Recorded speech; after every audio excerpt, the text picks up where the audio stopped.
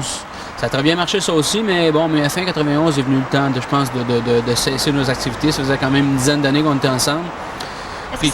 Pardon, est-ce que c'est toi qui avais fondé le groupe? Oui, j'avais commencé, j'ai commencé en 80, en fin de compte. Ah oui. Puis j'étais le seul survivant des débuts de Paradoxe. Ah oui, vraiment? Ouais. Puis ça a été quelque chose pour toi, j'imagine, de fonder un groupe, parce que j'ai lu dans ta biographie que tu étais plutôt du genre timide et que ça n'a pas été évident pour toi de commencer à chanter. Ben non, parce que, bon, premièrement, avant Paradoxe, il y a eu un petit bout, quand j'avais 15 ans, où des chums jouaient de la musique comme ça dans le sous-sol. M'ont entendu chanter comme ça, bien accidentellement. M'ont dit, ça tente de venir essayer avec nous. Puis là, je suis allé, mais je chantais de dos, puis je chantais caché parce que j'étais pas capable de les regarder en face, j'étais trop timide. Et puis quand tu faisais des spectacles à la Polyvalente, j'ai lu même que tu te mettais au bord du rideau pour être certain que comment ça se passait? Ben, le premier spectacle que j'ai eu à faire, c'était devant 1000 personnes à la Polyvalente. Puis moi, j'étais un genre de gars qui longeait les murs. Oh mon Dieu, c'est impressionnant. Alors, le premier spectacle, j'ai dit, je vais le faire avec vous autres parce qu'après qu'il m'en ait parlé pendant des semaines et des semaines, j'ai dit, je vais le faire, mais je me mets pas au plein centre du stage, je me mets sur le côté, sur le bord du rideau, puis si ça va mal, je sors.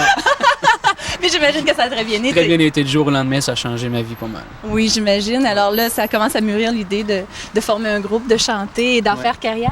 Ben oui, en fin de compte, tu t'aperçois que tes buts, moi, mon but personnel, c'était pas en faire une carrière. J'avais pas la prétention de dire que j'étais pour faire une carrière en tant que chanteur. Sauf que petit à petit, tu vois qu'il y a des échelons qui se gravissent. Tu vois qu'il y a des gens qui te poussent. Tu vois qu'il y a des situations qui font que les gens te disent, ben, je pense que t'as une belle carrière devant toi. Alors, tu persistes. Puis... Parce qu'il faut persister, il y a des hauts, il y a des bas. Tu me disais Paradoxe, à un moment donné, ça s'est éteint. Et ensuite, je crois que tu as vécu une période un petit peu de réflexion où tu t'es retiré et tu as pas mal jonglé à ton affaire, ça, je peux dire. Oui, ben j'ai été arrêté, en fin de compte, à peu près 3 ans. J'ai été 9 mois à rien faire du tout, vraiment m'occuper de mes petites filles chez moi, à ma maison.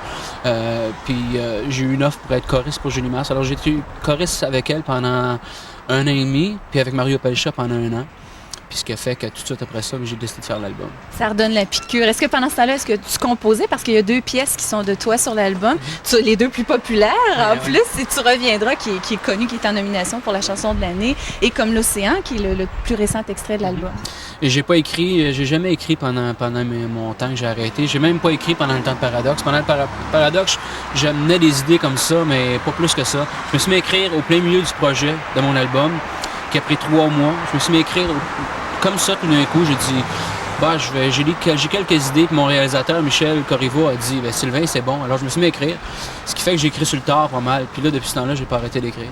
Parce que je sais que tu n'étais pas tellement sûr de toi d'écrire en français, parce que Paradoxe, c'était des chansons en anglais. Ben, c'est plus le fait de chanter en français que d'écrire en français. C'était plus...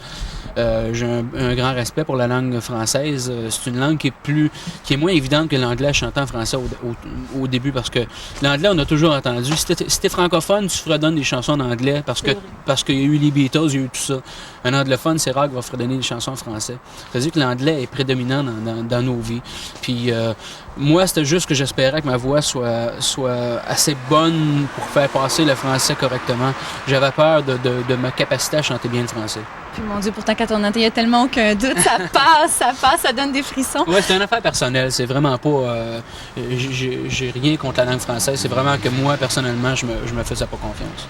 Puis pourtant, on voit les résultats que ça donne. Ouais. Qu'est-ce qui t'inspire à écrire, Sylvain? Du vécu. Je veux pas faire des chansons à message, puis je veux pas essayer de changer le monde parce que je serais très prétentieux de faire ça. Sauf qu'il y a des choses que j'ai vécues puis que je m'aperçois qui sont associées à bien des situations.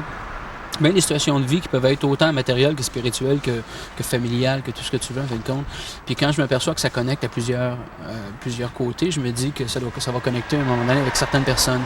Puis c'est ce qui arrive, c'est que des situations que j'ai vécues, je m'aperçois qu'il y a d'autres personnes qui en ont vécu avant les mêmes. Les gens se reconnaissent dans tes chansons. Tu as aussi une belle collaboration au niveau de l'écriture de Mario Pelcha pour une pièce. Oui, Mario, comme je disais tantôt, on a fait une tournée ensemble, j'étais son choriste, puis on était bien chum, puis on a vécu des choses qui se ressemblaient un peu. On était allé à la dure école un peu les deux.